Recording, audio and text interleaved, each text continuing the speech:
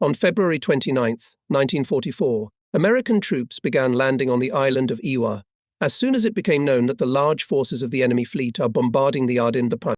As torpedo carriers, it included submarines I-368, I-370 and I-44. The detachment went to the area of Ivozdima Island on February 22nd, Ivozdima on February 22nd. February 25th, on the approach to the island, submarine I-370 was sunk by an American destroyer, and on February 26th, in the same area in the aircraft carrier of the enemy sank the submarine I-368. The third boat I-44 reached Iwo Jima, but being detected by the U.S. destroyer, was forced to dive and stayed underwater for about 46 hours. There was no attack by depth bombs, but conditions in the boat became terrible. The air contained over 6% carbon dioxide, and the men were on the verge of suffocation. Eventually, the boat commander was forced to abandon the operation and return to base. The commander of the submarine forces, learning of this, became furious and immediately dismissed the commander. So, the operation of the detachment Tibaya ended in complete failure. A new squad of human torpedoes was formed, named Kamitake. The squad, which included my boat I-58 and boat I-36, was assigned the task of attacking the enemy in the area of the island of Iwo Jima and inflict losses on him. Iwo Jima and inflict on him losses, however small. On March 1, 1945, when the boat I-58 was leaving Kure, we were given a warm send-off. Having passed the Bungo Strait, we were already in Tosa Bay at dusk, but a typhoon was approaching, and to avoid meeting it, all the next day the boat went at full speed in a surface position.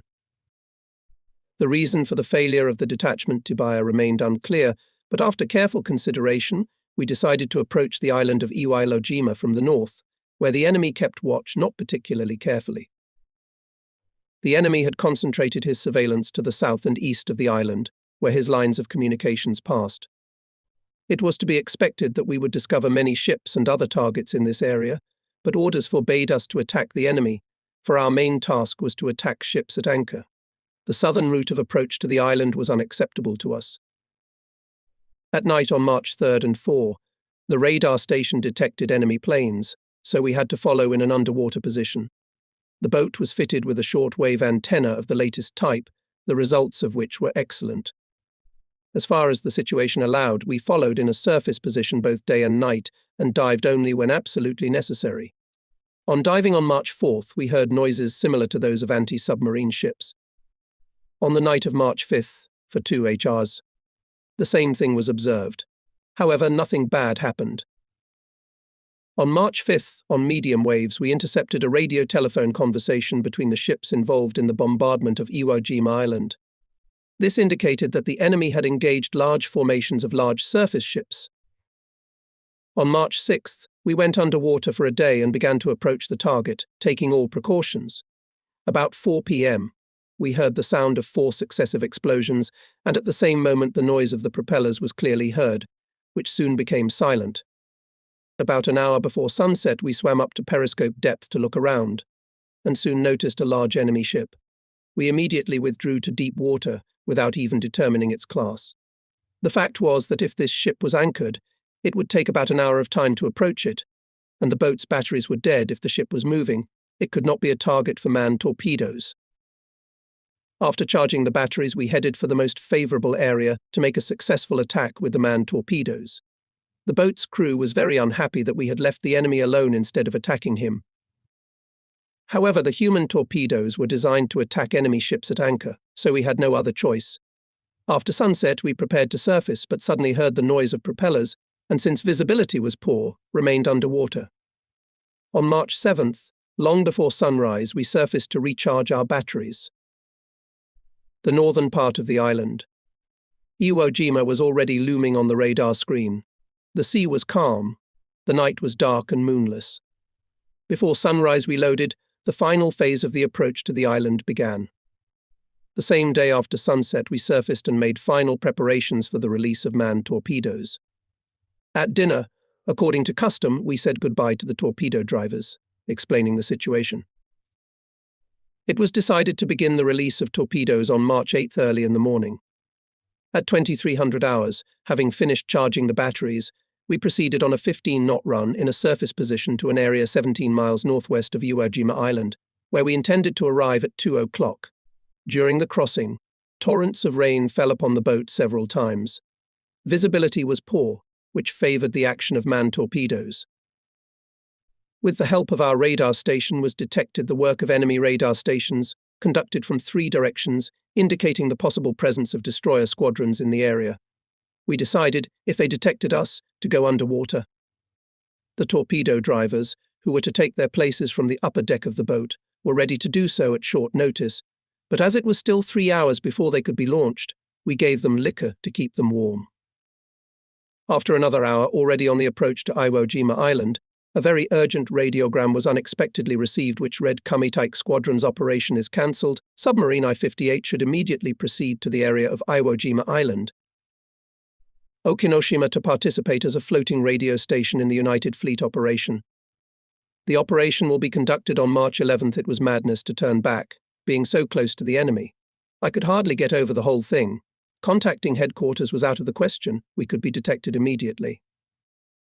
While I was weighing the possibility of releasing human torpedoes, before proceeding to execute the last order, was received a second, now personal radiogram from the Chief of Staff of the United Fleet, which stated Operation A is very important in its significance.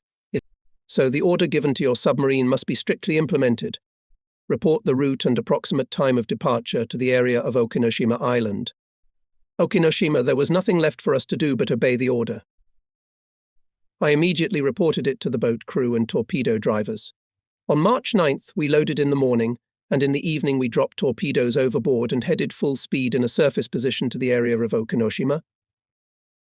It was very unfortunate that we could not seize the opportunity for attack which was afforded us on March 8th. On the way we twice detected enemy aircraft which forced us to go underwater for about an hour on each occasion. During the rest of the time we proceeded in a surface position at a speed of 14 knots. Finally, as it was calculated, we sighted the island of Okinoshima. Having accomplished our task, we returned to Kure. I immediately reported my arrival to the commander. In the course of the report, I pointed out that we would have been able to release manned torpedoes in the attack if another submarine had been sent to the Okinoshima area instead of our boat. One of the senior staff officers told me that they had no idea that we had such a successful operation. It is hard to say what might have happened to us after we would have fired our torpedoes, as there were enemy destroyers around us at the time. Maybe we would have perished, but I still wanted to make such an attempt.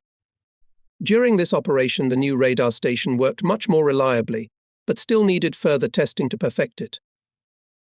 The submarine I-36 left the base 1 day later than we did. After passing Bungo Strait and receiving orders to cancel the operation, she was forced to return to base. On March 24, 1944, the American task force began shelling the southern coast of Okinawa Island. Okinawa, so our submarines were ordered to go to the area. The boats I-8, Row 41 and Row 46 that went out there to search for the enemy were sunk. The enemy created an insurmountable anti-submarine defense, as he had in this area complete domination at sea and in the air. Despite this, a new detachment was formed, named Tatara, which included submarines I-47, I-56, I-58 and I-44. Each of these boats had 6 reconstructed manned torpedoes. The submarine I-47 entered the Okinawa area on March 29th. After she had safely passed the Bungo Strait, she was suddenly attacked by a group of enemy aircraft numbering over 50, which were mistaken by the boat for her own. This happened off Cape Miyazaki. The boat urgently dived and began to evade pursuit. More than 30 bombs were dropped on her, which however did not damage her. Half an hour later, the boat surfaced and continued southward. The next morning at 2:30 a.m., 2 warships were sighted, the distance to which was about 5,400 meters. The observer reported that they were cruisers, so having submerged, the submarine prepared to attack, but further periscope observation showed that they were destroyer squadrons. It was too late to do anything about it, and the submarine was attacked by depth bombs. Eventually, in the vicinity of Taniga Island, she managed to break away from the enemy. After sunset, she surfaced to investigate the causes of fuel leaks from the fuel tanks. Unexpectedly, she was again attacked by enemy aircraft. After an emergency dive of the boat, a bomb that exploded nearby further increased the fuel leakage, so she had to return to Kure. The other two submarines, I-56 and I-44, left the base on April 3rd, and there has been no news of them since. After the war, we heard that both of these boats were sunk by American destroyers off Okinawa Island. Our boat I-58 left the base on April 2nd, having on board the same torpedo drivers who had been with us on our ill-fated trip to Iwo Jima Island. The operation plan was flexible, and its fulfillment depended on the disposition of enemy ships. I asked the headquarters to provide me with detailed information regarding the deployment of ships near the island of Okinawa and the peculiarities of the search groups of destroyers in the northern part of the island. As usual, we passed the Bungo Strait in the dark, carefully observing all precautions. On the afternoon of April 2nd, we loaded and continued on our way southward. During the ensuing night, there was heavy cloud cover, which greatly impaired visibility. On April 2nd and 3, trying to evade enemy air attacks, we safely reached Yaku Island. Tentatively, we decided to approach the target from the west, but in view of the fact that Tyudzi Bay was already in the hands of the enemy, the approach from the eastern side could be safer. In the end, we still decided to approach from the west side, as this option promised us an encounter with enemy ships anchored at anchor and a good target for our manned torpedoes. Deep in the night of April 3rd, we began to approach the enemy. Suddenly, in the center of the strait, we detected a target that resembled a submarine in a surface position and immediately made a dive, but after about an hour, having lost contact with the detected boat, surfaced and following a zigzag, continued on their way. The next 24 hours during daylight hours we had to go underwater, as radar indicated the presence of aircraft nearby. During April 5th and 6th we had to dive at least 7 times. We had no means of determining whether they were our own or enemy planes. These delays threw us off schedule, and it was not until April 6th that we reached the area west of the Amami Islands, at about 1 p.m. 00 min. We spotted a mast on the horizon, and upon submerging we determined that it was a small anti-submarine ship. However, it was not possible to know for certain whether it was our own or an enemy ship. As the area of fighting approached Japanese waters, it was easy to mistake enemy ships or planes for their own. The weather began to deteriorate. Low black clouds hovered over the sea. The excitement increased. We began to worry about whether we would be able to fire our manned torpedoes. We hoped that the weather would be more favorable in the area of the anchorage at Okinawa Island. Our course to the island was far from the coast, so in bad weather it was very difficult to accurately determine our position. The radar range was insufficient to detect nearby islands. In view of the fact that day and night we were disturbed by aviation, we did not have enough time to charge the batteries. In such a situation, the appearance of even one destroyer was a mortal danger to us. On April 7th, conditions did not improve, and we were very little time on the surface. The boat's location was still determined only by calculus. The current further aggravated our situation as its speed was 2 knots. On the same day, April 7th, we learned that the line ship Yamato was to join our forces fighting off Okinawa Island. It was good to know that we would participate in battles together with this ship. In reality, Yamato was already sunk. On April 8th, a radiogram was received from the commander of the United Fleet, which contained an order to engage and fight to the death. We surfaced, determined to go straight to the target. Later in the afternoon, a large patrol plane appeared above us. The enemy used such machines to fight submarines. Almost losing all hope of rescue, we made an emergency dive, but to our surprise, the plane did not attack us. Nevertheless, we continued to remain in an underwater position during daylight hours. Since the enemy was sending out an aerial patrol during the night, we could not surface and recharge our batteries. If this continued, we would not be able to carry out even one attack with empty batteries. We decided to surface for a short time and recharge the batteries, and then wait for the weather to improve before making a second attempt to approach the target. Eventually, we turned back toward Kyushu Island. When we clarified our position, it turned out that our error of reckoning amounted to 45 miles. The boat set course for Okinawa Island again. The weather was even worse than before. Besides, day and night we were disturbed by enemy aviation. We had no respite to recharge our batteries. It was evident from everything that we had the same difficulties ahead of us as before. On April 14th, we suddenly received orders to head for the Pacific Ocean. On the way, we were first of all to overcome our own minefields, then to head for the coast of China, and finally, following the coast of Formosa, to reach the Pacific. Prior to this, we had spent at least 7 days trying to attack enemy ships in the vicinity of Okinawa Island. But due to bad weather, all these attempts were unsuccessful. During these actions, we were attacked by enemy aircraft over 50 times. The longest time we managed to stay on the surface was less than 4 hours. And on the 2 days when we were closest to Okinawa, the longest period our boat stayed on the surface was 1 hour 10 minutes. The boat's radar station was unreliable at that time, and we were exposed to enemy aircraft attack for 2 to 3 min. After surfacing, it usually took 4 to 5 HRS to charge the boat batteries and 6 HRs to fully charge them. One charge of high-pressure air cylinders is enough to ensure 3 to 4 surfacing of the boat.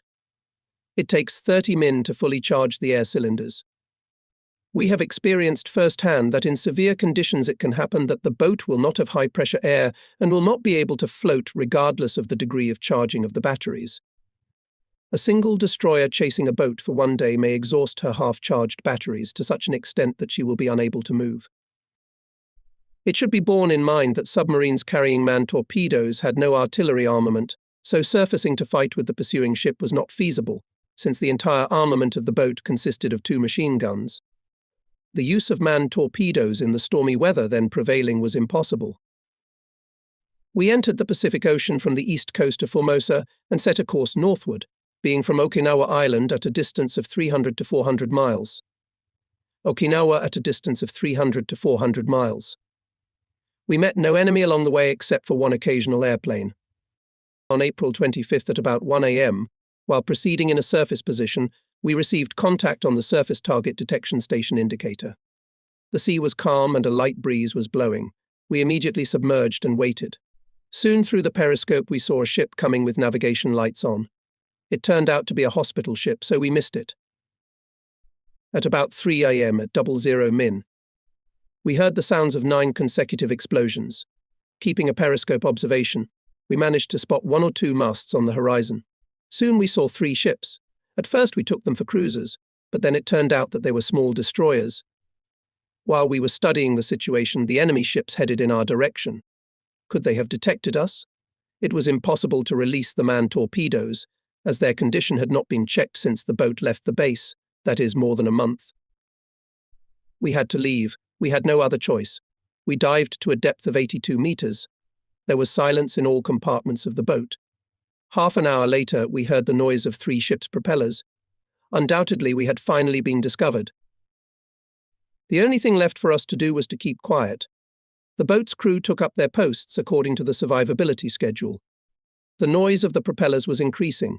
One of the ships passed directly over the boat from stern to bow, a second from starboard and a third from port.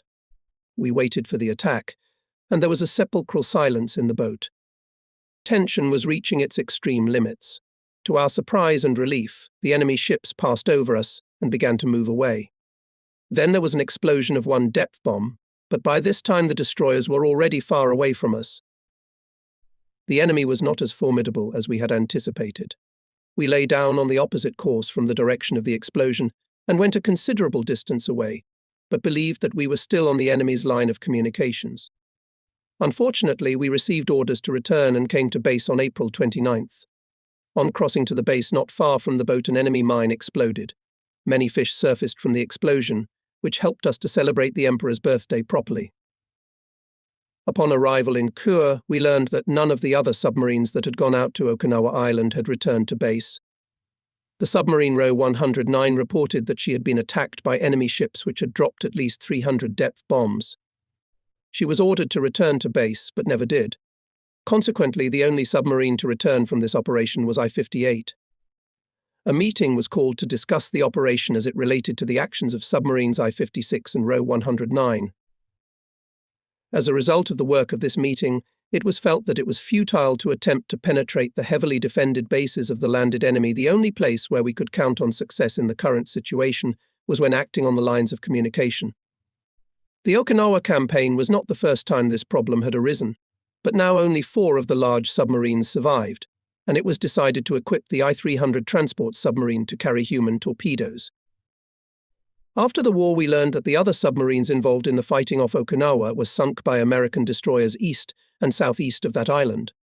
One of the surviving crew members of the submarine I-8 describes the event as follows. On March 30th at about 23 HIs, 30 min. The observer detected an approaching enemy destroyer, so the boat made an emergency dive. The first bomb bursts followed when the boat was at a depth of about 28 meters. Then the boat was bombed for 4 hours. And finally sank her. The enemy dropped depth bombs very accurately, as he could easily locate the boat by the noise of its propellers. The intensity of the attacks was increasing. As a result of the explosions, there was a hole in the aft personnel room, where water began to enter after that. We did everything we could to plug the hole, but in vain. The boat was diving with a 25-deg stern trim, as a result of which the water in the hold began to accumulate in the stern. The depth of the dive reached 137 meters. Something had to be done, and the boat commander ordered the stern tanks to be blown out. As a result of blowing, air bubbles reached the surface and well marked the enemy target. We stood at battle stations and expected to die. The entire stock of torpedoes was used up and the boat commander decided to surface and take the fight. The order was given to blow out the main ballast tanks. The boat's batteries were completely discharged. On March 31st at about 2:00, 00 min. I, being one of the gun crew, stood in the deckhouse of the boat surfacing at an angle of 20 deg. When the hatches were peeled off and we jumped out on the deck, there was an enemy destroyer on our starboard side, on which we opened fire from 25 mm cannon. Not having time to load the 140 mm cannon together with another crewman, I was wounded in the leg by a shell fragment. I tried to get to the bridge, but at that moment an enemy shell hit it, creating a big hole in it. Trying to reach the machine gun again, I saw an enemy cruiser approaching. Our boat, shelled by 2 enemy ships from a distance of about 2750 meters, had little chance for salvation. It soon capsized and sank. It was at 2:30 a.m. I found myself in the water. My leg was very sore, but I still managed to stay on the surface. There was another person swimming next to me, but I could not see his face. The wind was blowing quite fresh, and there was a strong dead ripple on the sea, illuminated by the pale light of the moon. After 2 hours in the water, I came to my senses already in the infirmary of the American destroyer squadron. Of the 5 submarines carrying human torpedoes, which carried out attacks in the area of Iwo Jima Island. Iwo Jima, 2 boats were lost.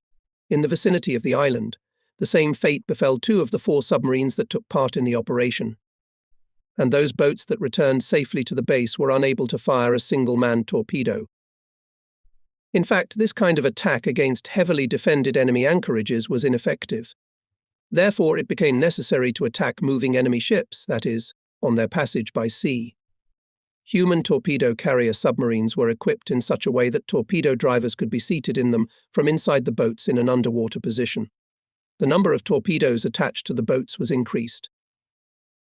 The submarines I-47 and I-36, part of the Amatake detachment, left the base on April 12th and 20, respectively, to conduct the first attack on moving ships. 8 of the 12 available manned torpedoes were fired, each targeting a transport or destroyer. When practicing attacks on a moving ship, 2 to 3 torpedo launches were not enough. For normal mastery of this technique required at least 6 training releases. On May 5th, submarine I-367 left the base and east of Okinawa Island. Okinawa, with 2 of its 5 manned torpedoes, sunk 2 enemy ships, the type of which is not identified. Submarine I-361 patrolled in the vicinity of Okinawa Island during the period from May 23rd to May 23rd. Okinawa from May 23rd to June 15th did not return to base. Submarine I-363 was ordered to attack enemy ships on the line of communication linking Okinawa Island with the Yukinoa Island. Okinawa and Ulithi Islands, but failing to find a target, returned to base without firing any of her manned torpedoes. Submarine I-165 entered the Mariana Islands area, but did not return to base. The submarine I-36 came under heavy enemy attack while on patrol, but survived. This boat left the base on June 6th and headed for the Mariana Islands. During the trip, it was discovered that all of its manned torpedoes were defective. The submarine personnel managed to fix 3 torpedoes out of 6. In the Saipan area, the boat detected a merchant ship and fired 1 torpedo, but the ship was alert and evaded the attack. The boat pursued this vessel for an hour and a half, but suddenly showed a destroyer, the distance to which was no more than 900 meters. The commander hastily removed the periscope, but immediately over the boat exploded 2 depth bombs, which knocked out the steering control of the boat. Half an hour later, the destroyer squadron returned to the area where the boat was located and resumed attacks, passing over it 4 times. The torpedo drivers asked permission to release. The order to release was given, but it turned out that the torpedoes did not operate the electric steering actuators. In addition, the torpedo driver's telephone communication with the boat had been cut off. The commander cancelled the release order. At this time, another destroyer squadron approached and took part in the attacks of the boat. This circumstance might have rendered the torpedoes useless, and so 2 of them were fired. 20 minutes later, a violent explosion was heard. It was a new series of depth bombs bursting. In order to evade the attacks, the submarine sank even deeper. After 2 days underwater, she finally surfaced. There was no enemy nearby. The boat's batteries were completely drained, with only enough high-pressure air left for one resurfacing. Nevertheless, she managed to return to Cure on June 30th. In 1942, it was decided to build 18 large submarines, each of which was capable of taking on board 3 aircraft torpedo carriers.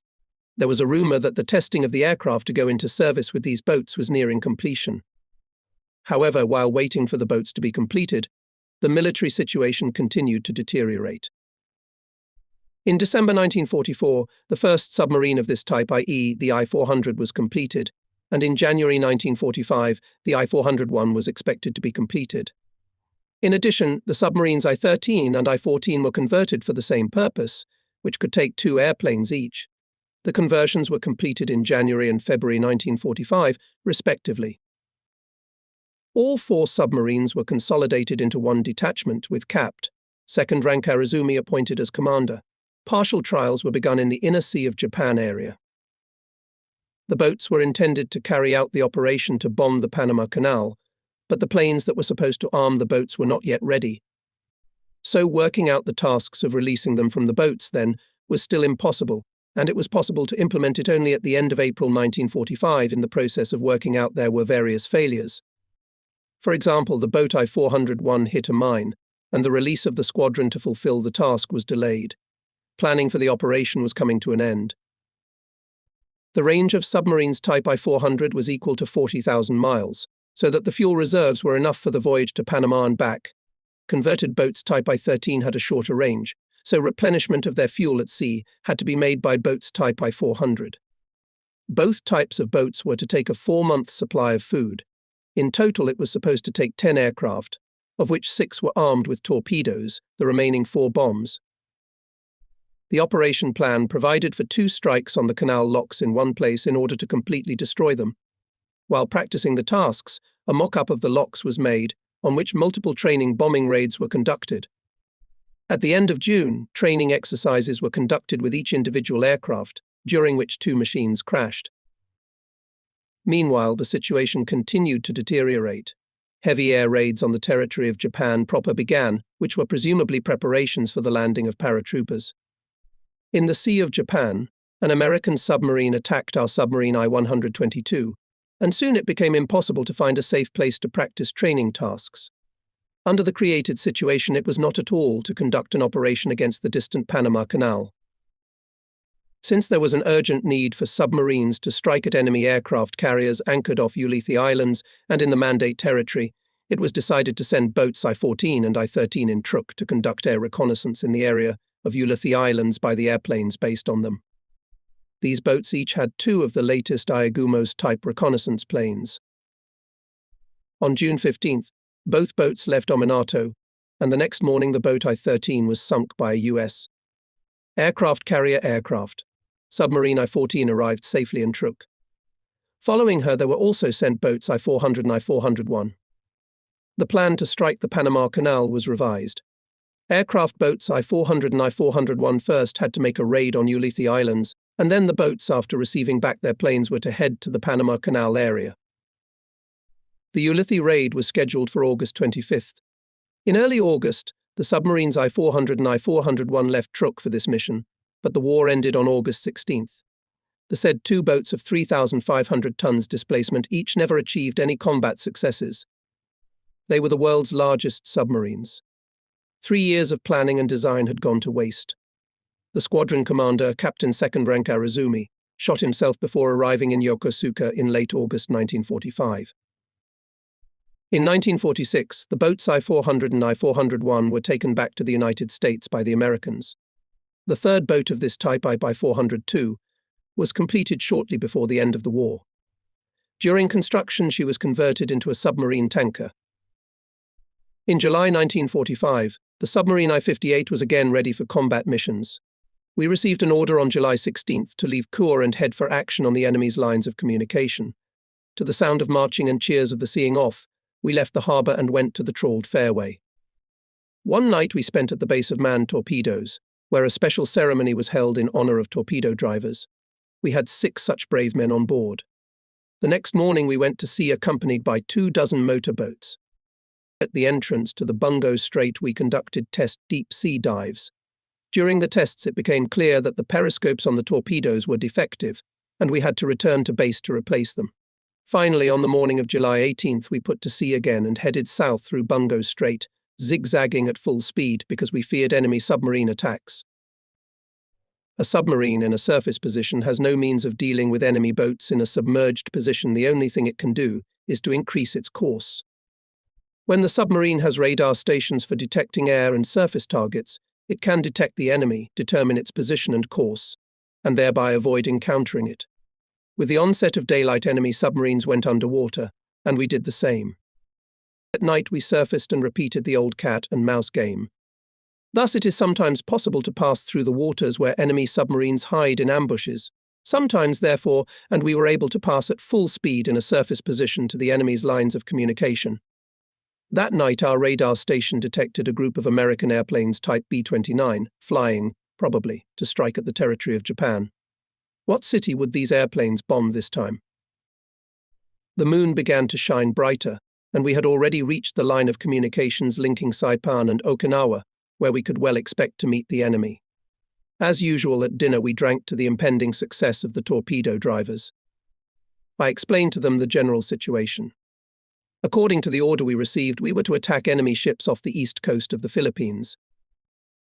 The submarine I-53 came out with us, and was to patrol east of Okinawa.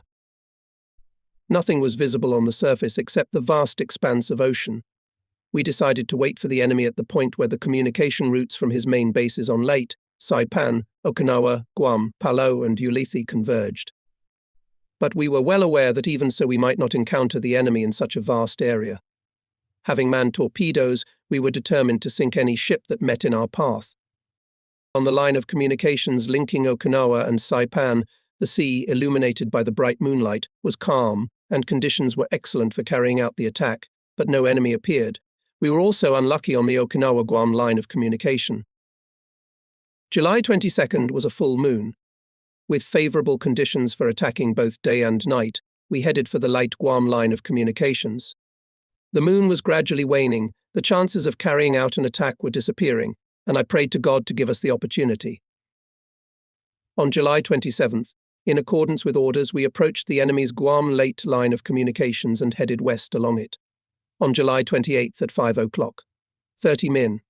With the help of radar station was detected aircraft, and we immediately dived. It must be said that by this time our radar equipment was much more advanced, and we were no longer afraid of being taken by surprise by enemy aircraft. At 14 o'clock, we surfaced to periscope depth and, to my great joy, discovered a 3-masted vessel slowly approaching. It turned out to be a large tanker. At last we were face to face with the elusive enemy, who appeared to be unaware of our presence. While we were watching the tanker, a destroyer appeared within sight, which made matters much more difficult. We dived to get closer, and I gave 2 orders: torpedo drivers prepare to attack and prepare to fire all torpedo tubes. Our noise detectors were not working well. It would be unwise of us to approach the enemy to the distance of a torpedo salvo, not knowing where the destroyer was. Based on the situation, I decided to use human torpedoes and gave the order: first and second torpedoes. Stand by. The driver of the first torpedo was a little hesitant, so I decided to fire the second torpedo first. By telephone, I informed both drivers of the enemy's course and speed. At 14 hours, 31 minutes, the driver of Torpedo No. 2 started the engine and reported his readiness to fire. Following this, I gave the order for its release. The last fastener was given and the Torpedo raced toward the enemy tanker. 10 minutes later, Torpedo No. 1 was ready to be fired. Its driver shouted, "Long live the Emperor," and she separated from the boat. Both torpedoes seemed to be going well. The usual squall for the southern seas was passing by, but we could still see the tanker. No explosions were heard for a long time. With concern, I continued to watch through the periscope. Finally, the tanker disappeared from sight. After about 50 minutes, after the release of Torpedo No. 2 heard the first explosion, and 10 minutes later the second, we surfaced, but a new squall enveloped everything around us, making it impossible to see anything.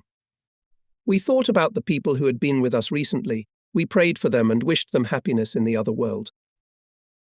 It was the 10th day since we had left Cure, and our supply of fresh vegetables had run out.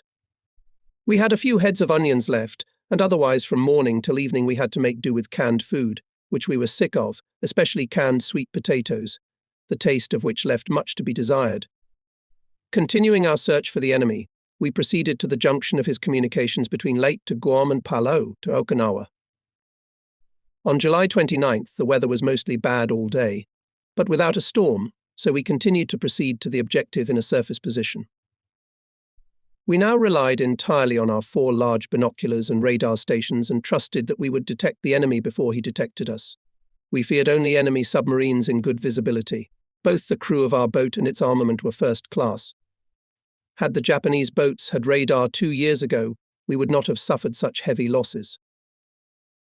I believed that we could continue in a surface position, but the visibility deteriorated and by 7 p.m., it was almost zero. It was almost zero. We dived, deciding to wait for moonrise, which was due at 2200 hours. After diving, the boat mechanic came up to me and asked how long we intended to stay underwater. He needed to make some minor repairs, which it was not possible to do in a surface position with continuous running. He was greatly relieved to learn that he had about 2 hours to do so.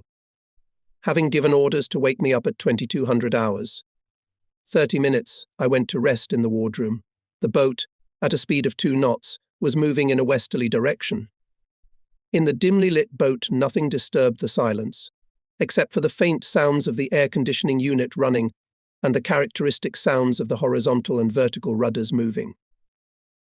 2/3 of the boat's personnel were resting. People slept completely naked on bunks, on torpedoes and on sacks of rice. The rest of the personnel were on watch or were busy with repairs in the diesel compartment. There were a lot of rats on the boat. They were a real scourge, impossible to get rid of. The rats fiddled around in the galley. Their fiddling was annoying. At 10:30 p.m., the petty officer on watch woke me up and reported that everything was in order. I put on my uniform, went into the ship's prayer room, and then went up to the deckhouse. The watch officer had nothing new to report. I was tempted to raise the periscope and look around. I gave the order, personnel on watch for night operations. My eyes began to adjust to the darkness. I gave a new order, diving depth 18 meters. The boat speed was increased to 3 knots. When the boat reached the appropriate depth, I ordered the night periscope to be raised to a low altitude and took a quick look around. The visibility was much better, and it was possible to see the horizon. The moon was already high, and in the eastern part of the sky, its light was quite sufficient for a night attack. Slowly raising the periscope to a greater height, I took 2 or 3 careful looks around, but found nothing, and decided to surface. I gave the order, "Get the radar stations ready." The antenna was raised to the surface. No aviation was detected in the air. The radar operator had once undergone a special training course, so his skill was higher than usual. Having decided that there was no aircraft in the air, I decided to surface and go in search of the enemy. Following this, I gave the order, "Stand by, prepare to surface." The bell rang and the crew began to scatter to their places. The boat instantly came to life. A minute later, I received a report that the personnel took their places according to the combat schedule. Another order followed: surface, blow out the main ballast tanks. High-pressure air began to flow into the tanks, squeezing the water out of them. and the boat quickly surfaced. As soon as the upper deck was above water, the order was given to open the deckhouse hatch. The signalman, who had been waiting for this order, opened the hatch and climbed out on the bridge, followed by the navigator. In the meantime, I was observing through the night periscope. The radar station for detecting surface targets was also ready for action. When fresh air began to enter the boat, we stopped blowing the tanks and switched to pumping out water with pumps. This was done to conserve the high-pressure air supply. At this time, the navigator shouted course angle 90 deg starboard. Presumably an enemy ship, I lowered the periscope and, quickly ascending to the bridge, pointed my binoculars in the direction indicated by the navigator. A black spot was clearly visible on the horizon in the moonlight. This was followed by my order immediate dive. At this order, the 4 men on the bridge quickly went down the gangway. The last one was the signalman, who closed the hatch and reported immediately. I fixed my eyes on the periscope, which showed a dark outline. I gave a new order, open the ventilation valves. Water began to fill the tanks, and the boat began to sink. I kept my eyes on the target so as not to lose sight of it. Soon the boat was submerged. These actions were so routine for us that everything went smoothly. As soon as the boat was fully submerged, I gave the orders, ship in sight, torpedo apparatus ready for firing, torpedo drivers prepare to fire. This was at 23:08. After the dive, we turned somewhat to the left, and the outline of the ship was directly across the bow. I continued to watch the target through the periscope, looking over the horizon from time to time, but nothing else was visible. Gradually, the enemy drew nearer. The boat was by this time ready to fire 6 torpedoes. The enemy continued to follow a course that led him straight toward us. Or perhaps it was a destroyer squadron, which had already discovered us and was about to make an attack. It would be hard to hit it with a torpedo unless the ship changed course. I experienced a few anxious seconds thinking that the oncoming ship was a destroyer. In the gloom of the deckhouse, one could not see the complexion of the men in it, and if one could feel the commander's excitement, one could determine it by his voice. We could not accurately determine the distance to the enemy, because we did not yet know the class of the ship. We could not yet hear with the help of noise detectors the noise of its propellers. The round, dark outline gradually turned into a triangle. At 23:09 hours and 09 minutes. I gave the command, we'll fire a salvo of 6 torpedoes at the same time. The order was given to the driver of Torpedo No. 6 to take his place, and the driver of Torpedo No. 5 to get ready. The enemy ship was gradually increasing in size. If it continued to stay on course, it would pass right over us. It was still difficult to determine the distance, as we could not see the height of his masts. In order to fire torpedoes and hit the target, you need to know the distance, course and speed of the target. The calculations must be made by the commander standing at the periscope. When the target is a merchant ship, course and speed can be determined by following its stern. The distance in this case can be determined by radar. However, in this case the enemy, having detected the boat, may change course before the salvo is fired. If the class of the ship is established, its speed can, of course, be determined by a sounder by the number of evolutions of the machine. Many mistakes could be made in such calculations, and in order to hit the target, it was necessary to minimize them, and the salvo itself to make a fan-shaped. Since the course and speed were changing, the time of the salvo had to be determined in advance, especially difficult to do at night, but in conditions of sufficient moonlight it was easier. The target began to emerge more clearly. We could assume that we were facing a large enemy warship. We could see a large mast. The class of ship was now clear. It was possible to determine the height of the mast. It was 27 meters. It was either a line ship or a heavy cruiser. The distance to the target was reduced to 3,650 meters. A distance of 1830 meters and a starboard heading angle of 45 deg were planned for the salvo. Hydroacoustic reported that the enemy was coming at high speed. At first I believed it, but visual observation showed that the ship's course was not too great, and in calculating I took the speed of 20 knots. I was so busy calculating the attack by conventional torpedoes that I did not even give the order to prepare for the release of human torpedoes. Although their drivers asked me to do so, I decided to use them only if the attack by conventional torpedoes failed. The moon was aft of us, and the enemy's ship was now clearly visible. The 2 stern turrets and the lattice mast were clearly outlined. I took it for a line ship of the Idaho type. The crew of the boat were eagerly awaiting the order for a torpedo salvo.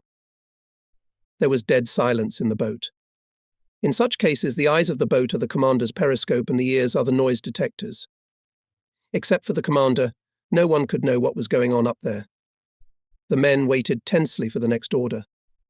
Drivers of human torpedoes asked me, "What about the enemy? Where is he? Why do not let us out?" The favourable moment for the salvo was approaching. I changed the course angle to 60 deg and distance to 1370 meters and began to approach for the salvo. Finally, in a loud voice, I commanded apparatus tovsia. Fire torpedoes were fired at an interval of 2 seconds. From the torpedo room reported all torpedoes out, everything is in order. 6 torpedoes, like a fan, ran towards the enemy ship. I quickly looked through the periscope, but nothing suspicious was visible. Directing the boat on a parallel course with the enemy, we impatiently waited for the explosions. Every minute seemed like an eternity. At last 2 columns of water rose at the bow and then at the stern artillery turret on the starboard side of the ship, followed by flashes of bright red flame. Then another column of water rose at no. 2 turret. Explosions seemed to envelop the ship. "Hit, hit," I shouted every time a torpedo hit its target. The crew was dancing with joy. The enemy ship had lost power, but was still afloat. I raised the day periscope and gave the personnel in the deckhouse a chance to see what was happening on the surface. Soon we heard the sound of an explosion, the force of which was much greater than that of the torpedoes. Then came the sound of 3 successive explosions, followed by 6 more. The boat's crew, not realizing what was the matter, shouted attack by depth bombs. I quickly reassured the men by telling them that these were explosions on the ship we had torpedoed, and that there were no other enemy ships in the vicinity. Observing through the periscope, I saw several flashes aboard the ship, but she did not seem to be about to sink yet, so I prepared to fire a second salvo at her. From the torpedo drivers came the plea, "Since the ship is not sinking, send us in." The enemy certainly presented an easy target for them, even though it was dark. What if the ship sank before they even reached their target? Once fired, they were gone forever, so I didn't want to take any chances. It was a shame to ruin them for nothing. Weighing the facts, I decided not to release the human torpedoes this time. There was no hurry, but soon I received a report that the enemy was using sonar. No doubt he was trying to determine the distance to our boat. Realizing that the enemy could detect us, I decided to go deep to reload the torpedo tubes for the second salvo. Having lowered the periscope, I ordered to conduct further observation of the enemy with the help of a noise detector and sonar. As we heard after the war, the ship was on the verge of destruction, but at the time we had doubts about this, because although 3 of our torpedoes hit the target, they could not sink the ship. It was soon reported to me that the sending of enemy sonar signals had stopped. Due to the fact that we were reloading torpedo tubes, the boat had a trim, and therefore it was dangerous to rise to periscope depth. Having finished reloading, we surfaced and raised the periscope, but the enemy was no longer within sight. I directed the boat to the place where I thought the ship might have sunk, but even there I found nothing. More than an hour had elapsed since the ship had been torpedoed, and I was now certain that it had sunk. Having sustained such damage, it could not have gone at high speed, and if it had, it must have been within our sight. I still wanted to have proof of the ship's demise, but it was very difficult to find any wreckage on the surface in the darkness. With a feeling of regret, I steered the boat to the northeast, fearing pursuit by enemy ships or aircraft that might be following in conjunction with the ship we had sunk. After traveling for an hour in a surface position, we submerged in order to prepare for follow-up action. As it later turned out, we had sunk the American heavy cruiser Indianapolis. While the mood of the boat's personnel was excellent, we could do nothing to console the torpedo drivers. One of them was particularly offended. With tears in his eyes, he persisted in asking why they could not be used against so good a target as a line ship. I tried to reassure him by telling him that we would soon meet the enemy's ships again. On July 30th, we celebrated the victory we had won the previous day. For lunch, we had our favorite rice and beans, boiled eels and corned beef. On August 1st, we received orders to proceed in a northerly direction and accordingly changed course. I thought it would be a good idea to make a search, so I decided to go out on the lines of communication Okinawa to Ulithi and then Okinawa to Leyte. At noon we submerged and waited for the enemy, but he did not appear, and so at 3 p.m. we surfaced and proceeded onward. We surfaced and proceeded further north. Before surfacing we listened carefully to the surface and looked through the periscope, but found nothing suspicious. Going above water at a speed of 12 knots, we found on the horizon the mast of some merchant ship, displacement of about 10,000 tons, going in a westerly direction without protection. The distance to it was about 10 miles. Although we increased our speed to 15 knots, the distance to it did not decrease, but gradually increased. Even when we had increased our speed to full, we could not overtake the speeding vessel to get into position to attack her. The moon was setting, so even if we had gotten close to the enemy, we could not count on a successful attack in the night. However, it was possible to catch up with the enemy in the daytime. On the boat I-58 were installed 2-stroke diesel engines of low power. All other boats of our type had the same diesel engines. Ballast was accepted due to lack of weight. It was frustrating to the point of tears to see the technical backwardness of Japan.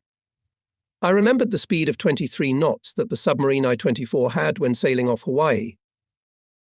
On August 2nd, we received a report of our intelligence from the communications center Yawata. The following the intensified work of the enemy's radio stations shows that his large forces are involved in the search for the missing ship. 3 days had passed since the sinking of the Indianapolis, but we did not realize that this intelligence was referring to that fact. After the war, we learned that the commander and 315 crewmen of that ship had been rescued. At that time, I believed that the rescue of the survivors was already over, since the crew had ample time to report the disaster by radio before the ship sank.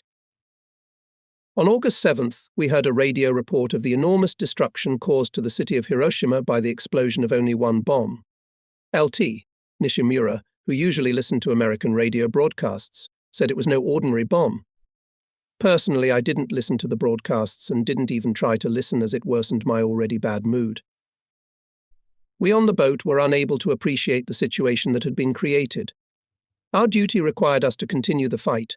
According to the orders we had received, we had to do everything in our power to inflict the greatest possible losses on the enemy.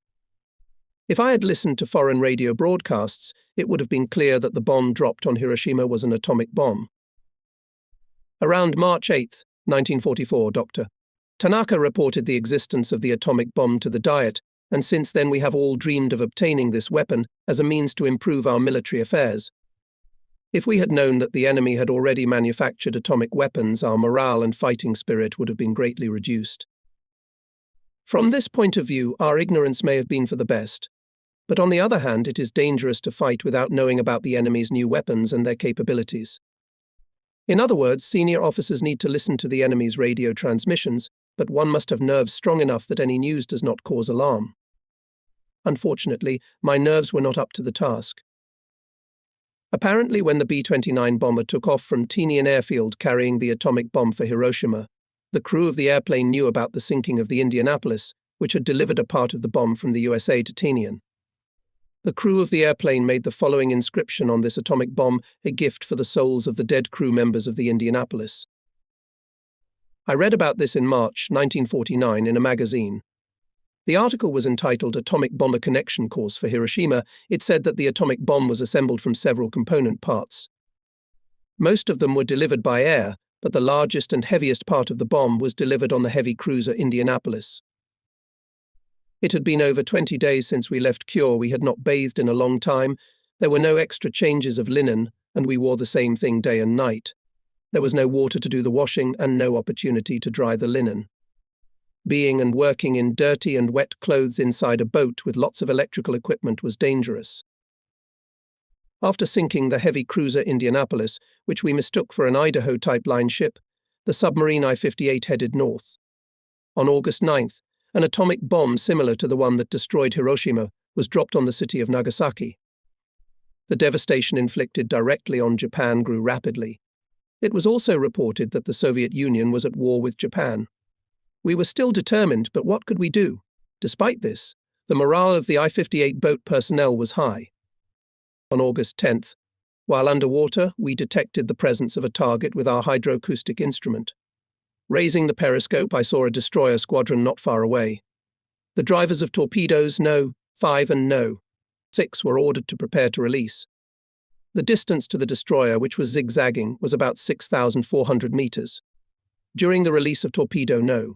6 began to malfunction with its engine, which threw white air bubbles with foam. The sea was calm and the destroyer could detect us, so I ordered the torpedo's engine to stall. Examining the surface of the water through the periscope, I saw that the foam had not disappeared and was still giving away our location to the enemy. In addition, running torpedo engines made a rumbling sound, and I was sure that the enemy detected us by it. Finally, the engine of Torpedo No. 6 stalled. I did not raise the periscope, expecting bursts of depth charges, but time passed and still no attack, so I decided to surface and look around. To my surprise, the destroyer was far away.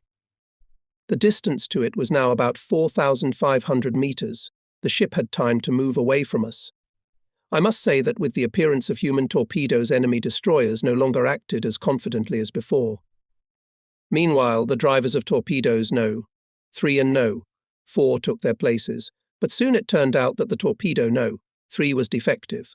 So far we had only managed to fire No. 5 torpedo, which was now moving toward the destroyer. At this moment another destroyer and transport ships showed themselves, so Torpedo No. 4 was fired, which reached its target. After the explosion of this torpedo, the entire enemy convoy became confused. Hearing the sound of another explosion, I saw through the periscope that the first enemy destroyer had disappeared underwater. After praying for the souls of the soldiers who had left us, we surfaced and headed north. That night, while submerged and dodging enemy air attacks, we used the boat's hydroacoustic station to detect a vessel, in all probability a merchant vessel, as the noise of the propellers indicated that it had piston engines. The torpedo drivers were ordered to prepare to launch. We then heard the noises of a destroyer squadron that was quite close to us. From the noise detector data, the merchant ship was of large size, but because of the darkness we could do nothing. Oh, if only the moon would shine. The noise of the approaching destroyer was increasing. I decided to turn the boat directly toward it and observe silence. The destroyer seemed to begin to turn to the right, and with it we turned, in preparation for the explosions of depth bombs. Then the noise of the ship began to come from all sides. The enemy seemed to have discovered us and was now passing over the boat itself. Expecting an attack, everything in the boat froze. However, the bursting of depth bombs did not follow, and the crisis passed. On August 12th, the sea was calm. Following northward at a speed of 12 knots, we intercepted enemy radar signals to detect surface targets. We increased speed, intending to reach a position convenient for attack. The enemy radar station's signals continued to come in. After 15 minutes, we saw the ship's mast and made an emergency dive. It happened at 17 hours, 16 minutes. I gave the order to the torpedo drivers and torpedo boat drivers to prepare for the attack.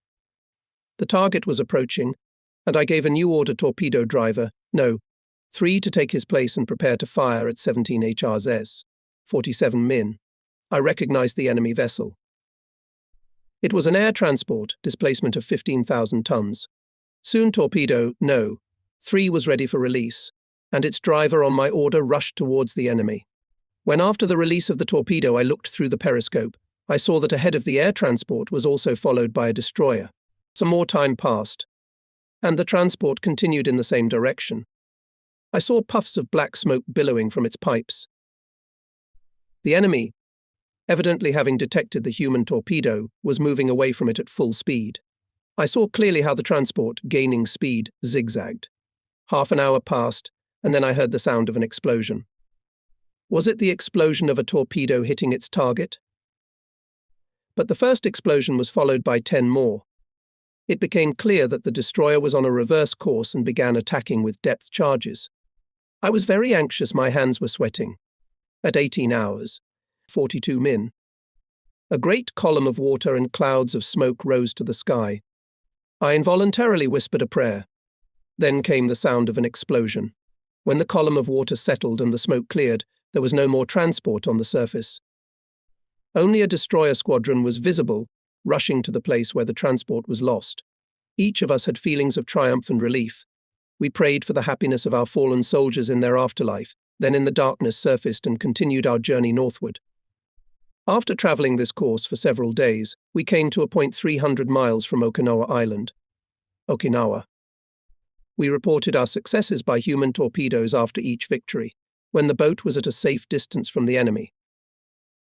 Due to the fact that the torpedo driver, going to the target at a speed of 30 knots, could use a periscope, hitting the target was not very difficult. If even a human torpedo was detected at quite a distance, it was impossible for a ship with a speed of less than 20 knots to get away. Was it necessary to waste human lives to control these torpedoes? Good results can be achieved by controlling them by radio, but it was too late for us to introduce these improvements. Our situation was truly dire. We were left with only 4 large submarines and 8 obsolete boats, each of which could take only 2-man torpedoes. On the evening of August 15th, the submarine I-58 followed in a surface position in search of the enemy. The search area stretched directly from Okinawa Island to the Strait of Buchanan, Okinawa Island to Bungo Strait. The mood of the boat's crew was upbeat. I was standing on the bridge, surveying the horizon in the direction of the setting sun. Suddenly I was beckoned to the hatch by the chief radio operator. I don't think I've ever seen a sadder expression on his face than the one he had at that moment. He was ready to burst into tears. "Please come downstairs for a moment," he asked me. I reluctantly followed him. Once downstairs, he pulled me back to a corner of the wardroom and said, "Look what I received on the radio." It was the communique of the end of hostilities. I was stunned, but after a short reflection I decided that it might have been a newspaper stunt rather than an official announcement. Mastering myself, I said to the radio operator, "This could have been a radio transmission for the purpose of disinformation. Destroy the radiogram." One of the officers standing nearby, who was always interested in enemy radio transmissions, remarked, "If it is disinformation, it is very clever." I announced to the boat's crew that we could not make a decision to withdraw from the war based on press radio transmissions. In the absence of an official order, we would continue to fight. I ordered the radio operator to bring me all telegrams as they came in draft form and reassured him that no one else would be privy to their contents. So I decided not to communicate anything to the personnel of the boat about the impending events, even if it was an official order. Being at sea, there should not have been any weakening of the firmly established order. On a submarine, the mistake of one man of the crew in the performance of his duties while submerged or surfaced was more to be feared than that of the enemy. One mistake could easily lead to an accident. I therefore resolved to let the crew continue to do their duty quietly and in a cheerful mood until we reached our own waters, where we would have no further need to dive. Talking to the doctor, I was greatly embarrassed by his question, "Won't we hear something unexpected when we get back to base?" All along our route, evading the enemy, we continued to dive and surface, that is, we kept our guard up. On August 17th, 1945, we returned to the manned torpedo base. I noticed a gunboat coming in our direction. Finally, the last moment came and the command was sounded, all personnel to line up on the aft superstructure the crew assembled, and with tears in my eyes I read the Emperor's manifesto announcing the end of the war. Then, without saying a word to anyone, I, together with the messenger who had delivered the manifesto, transferred to the boat and went ashore to report to the senior chief regarding the heroic deeds of our remarkable soldiers, the torpedo drivers. They did not live to see the day of our humiliation associated with our defeat in the war. On August 18th, 1945, we, along with 6 submarines, headed for Kure. Most of us did not enter into a discussion on ending the war, but there were some who were in favor of continuing the war. Nevertheless, it was already over, although some could not reconcile themselves to that fact. As we made our tedious passage to our shores, some pilots, expressing their opposition to the end of hostilities, dropped leaflets urging us to continue the struggle. We, however, in compliance with the constitution of our country, laid down our arms in accordance with the Emperor's order. Let the spirit of the 80 fallen soldiers, torpedo drivers and ultra-small submarine drivers be a testimony to this. Our country will follow the difficult path. The ordeal endured by our nation by the will of heaven continues. Prior to the attack on Pearl Harbor by our aircraft based on the aircraft carriers of the task force under Vice Admiral Nagumo, Japanese submarines took up positions off Oahu Island and saddled the American lines of communication linking Hawaii with U.S. ports on the continent. In addition, preparations were finalized to send 5 ultra-small submarines to Pearl Harbor with the task of striking ships at that base. Between November 18th to 20th, 1941, 27 submarines of the newest types selected from the United Fleet under the command of Vice Admiral Shimizu left Kure and Yokosuka. After replenishing fuel and food supplies in the Marshall Islands, they headed forward as the vanguard of Admiral Nagumo's strike force. Submarines were to sink enemy ships, which would be able to avoid the strikes of our aircraft, as well as to prevent the delivery of reinforcements and supplies from the United States, and thus contribute to the completion of operations in Hawaii. Headquarters in Tokyo expected that a prolonged submarine action will give more significant results than a single airstrike. In reality, the results were quite different. For the entire operation, only one submarine out of 27 managed to go out to attack the enemy ship. Morrison in his work writes the following on this issue. Active patrolling and depth bombing conducted by destroyers and other ships nullified the attempts of large Japanese boats' displacement of 1,900 tons to attack our ships. They failed to torpedo any of the many ships and vessels that came to and from Pearl Harbor and Honolulu. Most of the 20 Type I submarines that were south of is Oahu headed back to Japan after a few days. About 5 boats were sent to the west coast of the United States. One of them, I-170, was sunk on the crossing by an airplane from the aircraft carrier Enterprise. The rest off the coast of California and Oregon managed to sink several of our ships. So the Vanguard Expeditionary Force was a complete failure. It did not manage to sink a single ship. It itself lost 1 large and 5 ultra-small submarines. When the boats returned to base after the operation, both detachment commanders and submarine commanders reported the following. Hawaii's defenses are very strong and the enemy ships are fairly well guarded. All this made it impossible for submarines to carry out a blockade of the islands or cut the lines of communication. Enemy anti-submarine ships and aircraft continuously patrol in the area, and despite the fact that our submarines detected targets, before they could go out to attack, they themselves were attacked by the enemy. The submarine is a weapon of destruction for merchant ships, that is, its main purpose is to disrupt commerce. Both Imperial and United Fleet headquarters of Japan were greatly affected and bitterly disappointed by the negligible results of the submarine operations off Hawaii, with the result that faith in their submarines was shaken. At the conclusion of the Washington Treaty of 1922, we were unable to achieve the desired ratio of the US and Japanese navies, but we believed that this deficiency could be compensated for by submarine warfare. Thus, a new tactic characteristic of the Japanese war of attrition was introduced, i.e., the use of submarines to intercept US fleet ships on their passage across the Pacific to the Hawaiian Islands. The use of this tactic was expected to yield great results. It found a strong supporter in the person of Admiral Suetsuge, who argued that the success or failure of this tactic would be the turning point in a decisive battle between the two fleets, and insisted on preparing for a ruthless war to the end. In other countries, the primary purpose of submarines was to strike merchant ships and disrupt commerce, and attacking warships was a secondary objective. Such tactics allowed for fuller utilization of the submarine's features, as sinking important enemy cargoes was considered paramount. In addition, submarine attacks on enemy ships with strong guards are usually associated with great risk. In Japan, however, the idea of striking heavily guarded enemy ships took precedence over all others, and increased training was directed toward practicing these very tasks. As a result, there were often unfortunate cases when submarines were killed during maneuvers in peacetime. Despite this, the command of the Japanese Navy continued to hatch plans to use submarines in strikes against enemy ships with a strong guard. Indeed, it was felt extraordinary art, which our submariners have achieved, going out to attack in the practice of training tasks and maneuvers. Under such circumstances, the Japanese command expected much from their submarines, and at the same time significantly underestimated the capabilities of the American submarine fleet.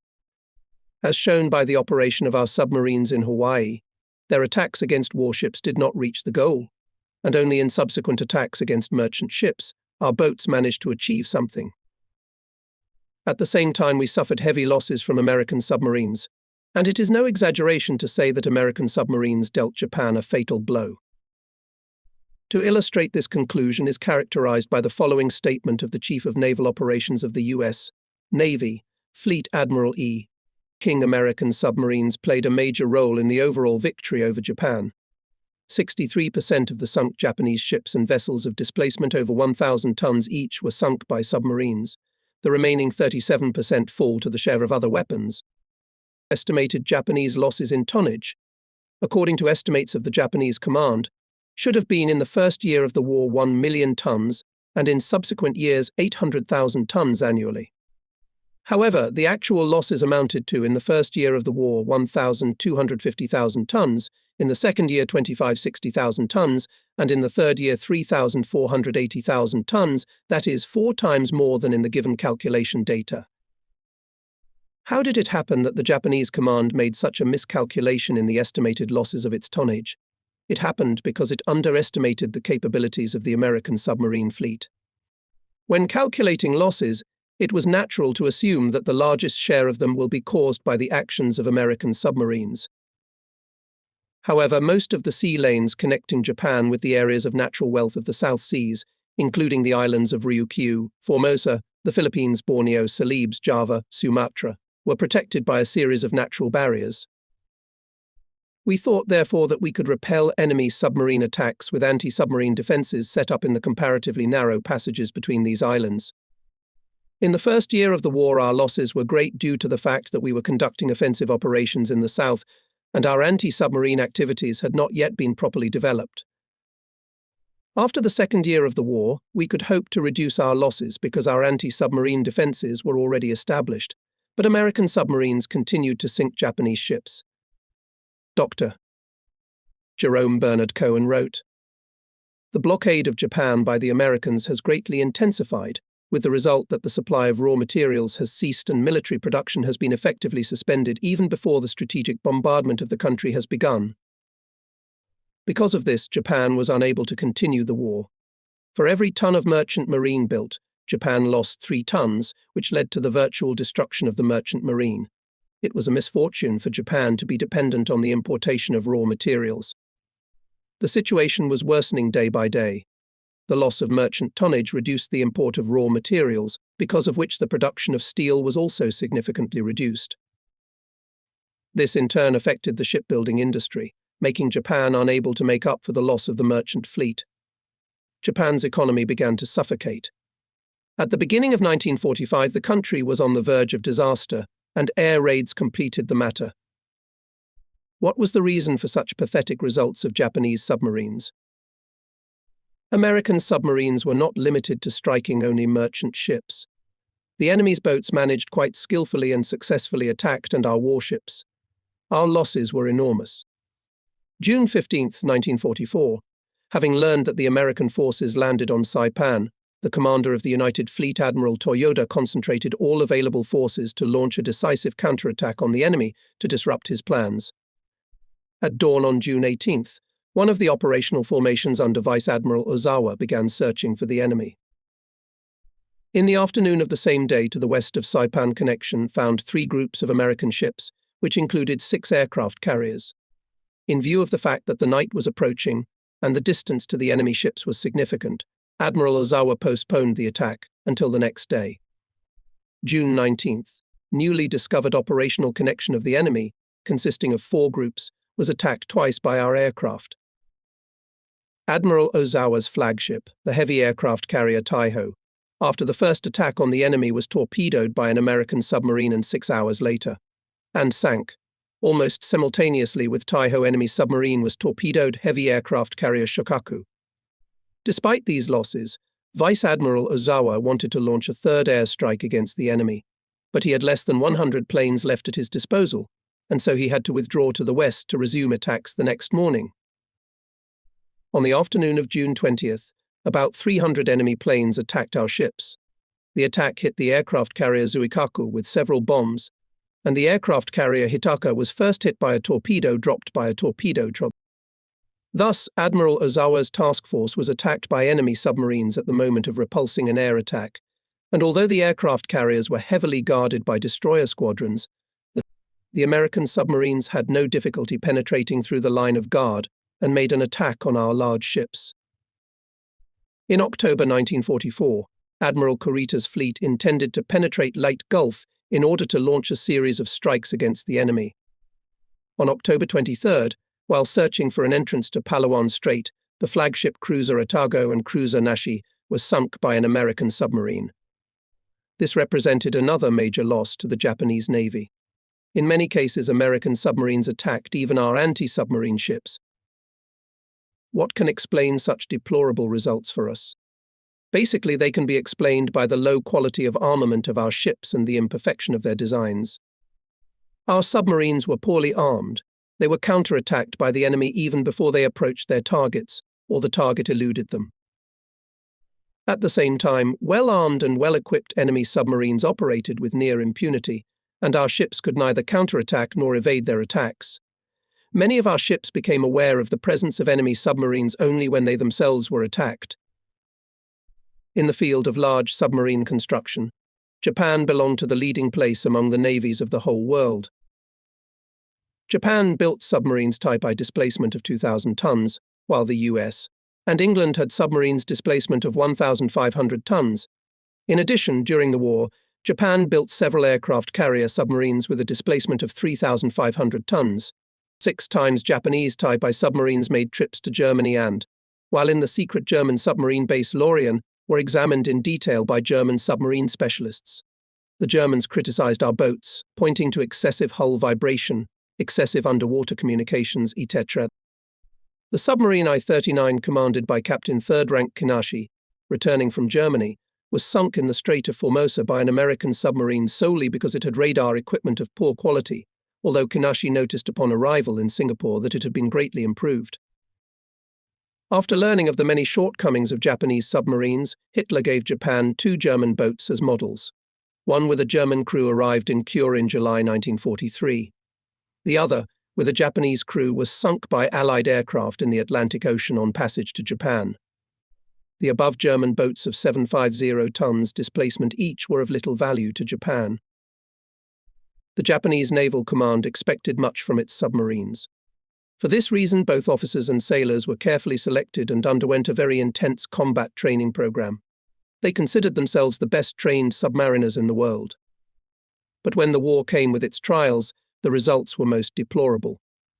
At the end of the war, the quality of radar and other electronic equipment in the Japanese submarine fleet improved somewhat,